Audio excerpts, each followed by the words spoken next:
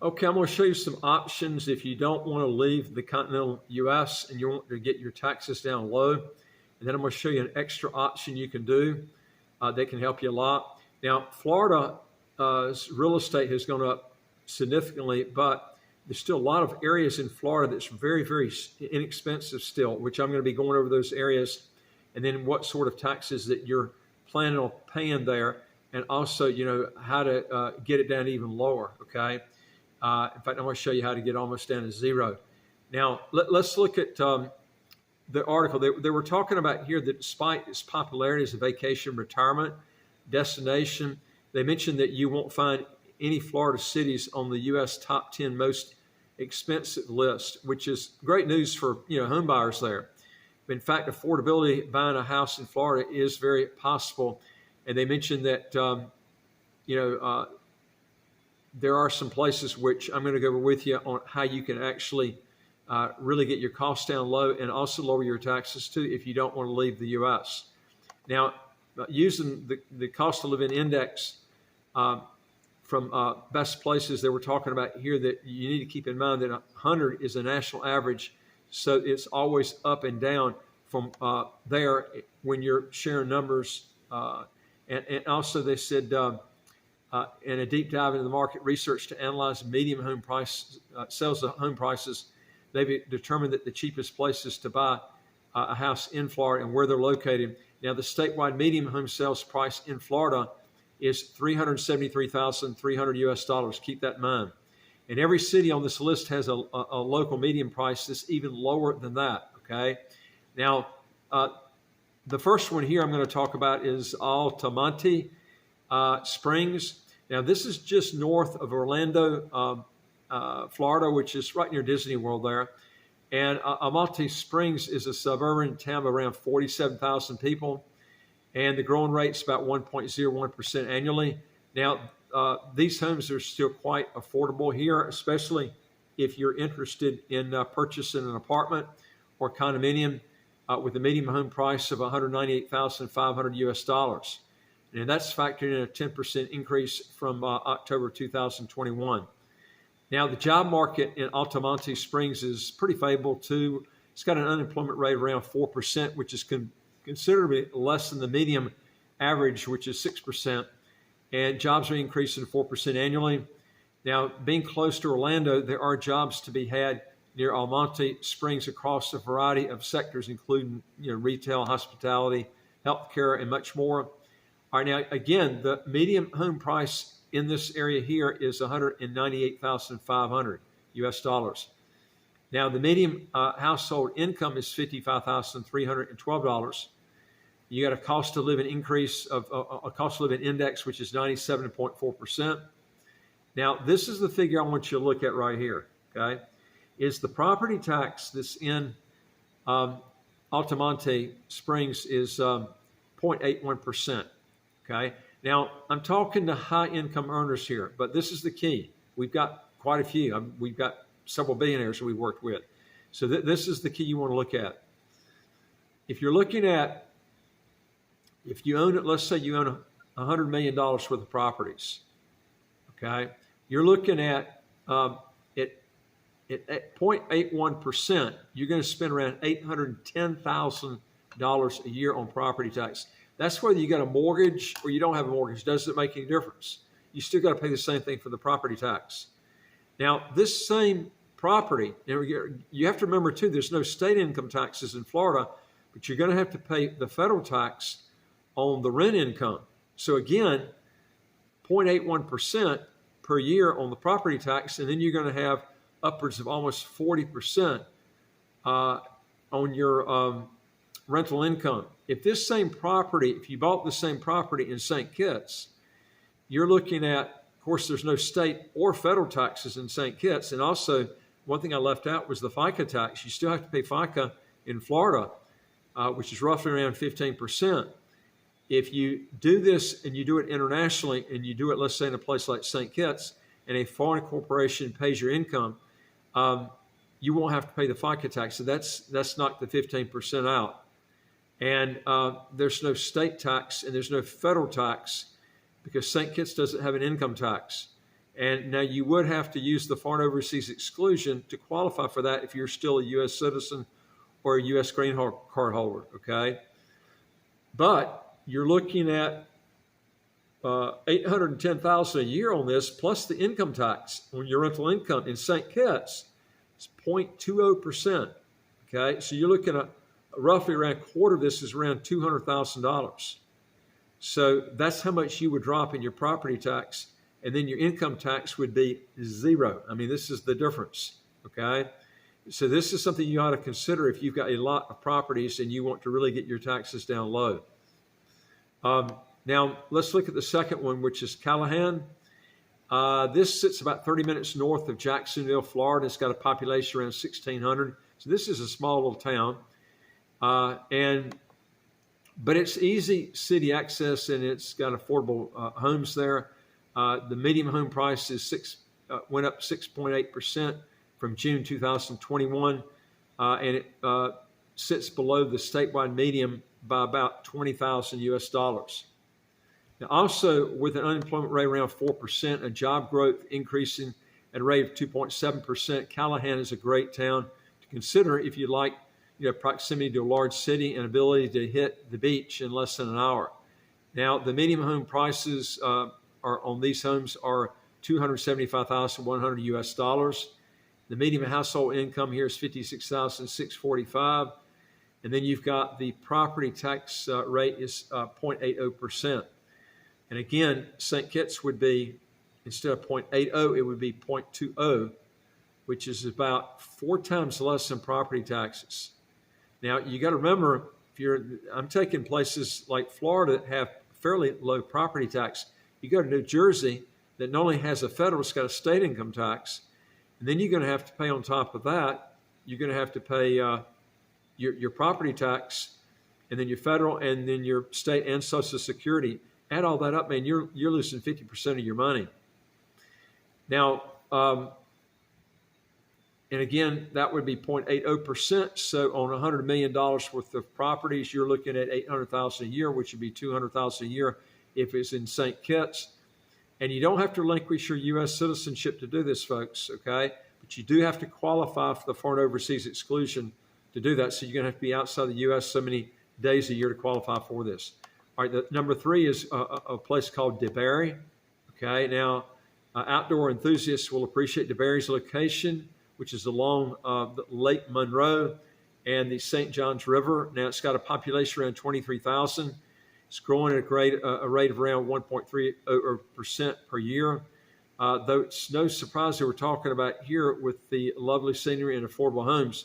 DeBerry's median home sales prices is up 7.5% from October 2021, and still clocks in at just over 270,000, which would be the median price for a home there.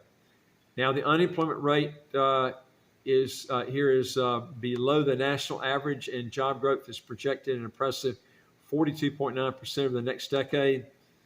Now, with convenient access to both Orlando and local beaches, DeBerry is an affordable way to enjoy a lakeside lifestyle or less. Now, again, I'm going to skip some of this stuff, but the property tax in this area, 0.92%. You're looking at $920,000 US a year you'd have to pay on properties worth $100 million. Again, St. Kitts would be around $200,000 US. $200,000 with St. Kitts, $920,000 in Florida. That doesn't include the federal tax that you're going to have to pay too, which it hits as high as around 40%. Okay. Now, again, you can solve the problem on this. We can help you do it, but otherwise you're going to pay high taxes. And even if it's in Florida with no state income tax, you're still going to pay high taxes there. Okay. It wouldn't be like New Jersey, New York, or California, but you're still going to pay high taxes. Number 4 is a place called Ellington.